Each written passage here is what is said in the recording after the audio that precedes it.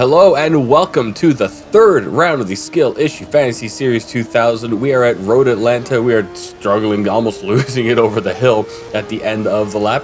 And we're here in qualifying for the hot lap that ended up being the lap that I actually placed with. So coming to this first corner, no need for brakes, turn in, use the downshift and engine braking to see you through that corner.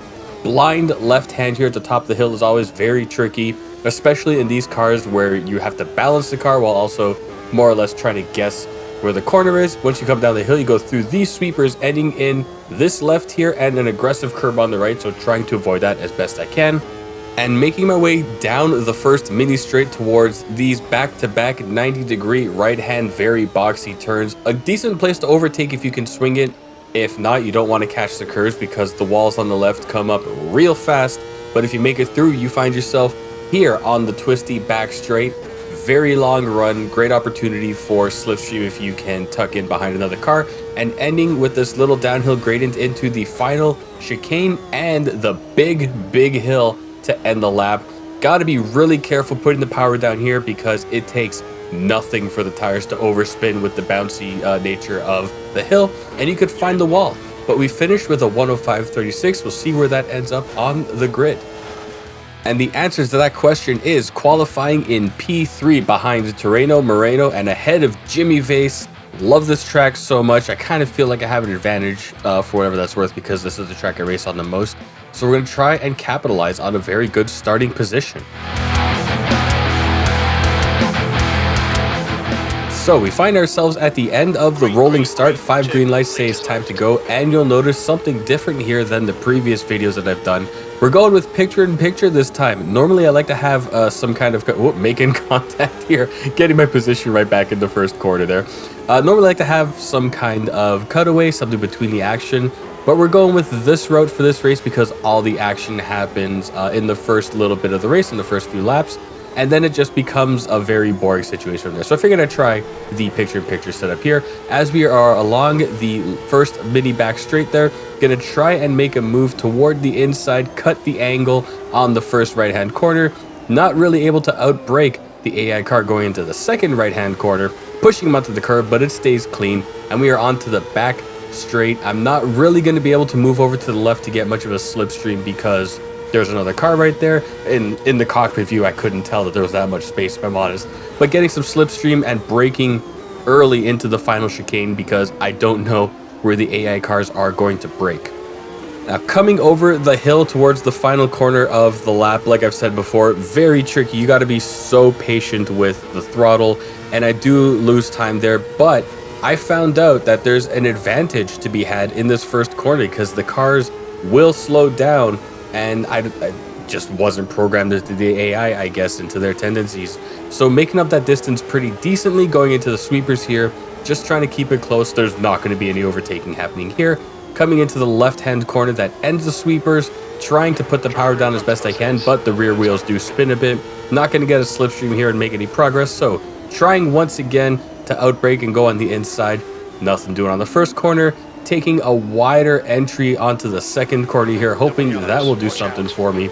Distracted for a second by the double yellow flag note, almost rear-ended the AI of Mr. Terreno there, but actually going to get the slipstream this time on the long back straight, getting 3 wide with the AI that is prone to destruction and going to box out the car in second place and claim P2 for myself. He actually drops back a couple of places.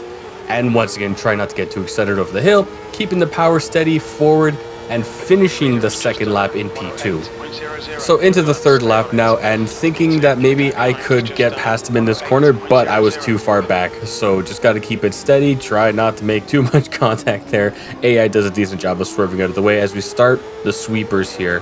Now again, this is a difficult section with a difficult car. It's so difficult to keep it balanced, and you really got to stomp on the brakes early.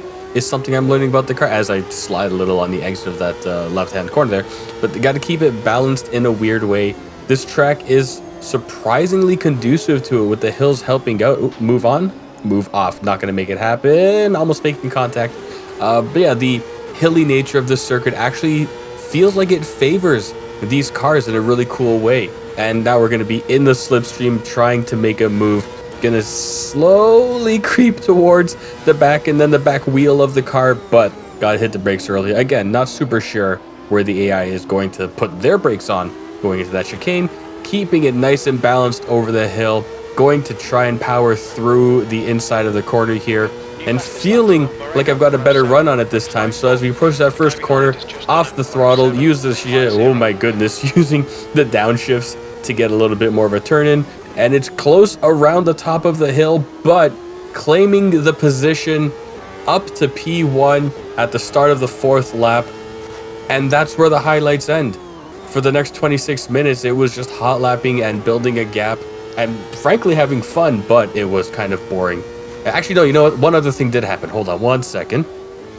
So by the 20th lap, I had built up an 18.5-second gap on the cars in P2 and done a lot of lapping blue flag cars, starting to try and push it here and outbraking myself into the final chicane and just throwing it off the track.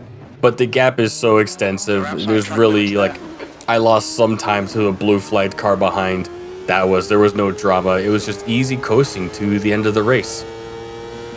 So by the time we got to the end of the race, I was well clear of the 2nd place car, having lapped the entire field. And like the difficulty's always been on 100.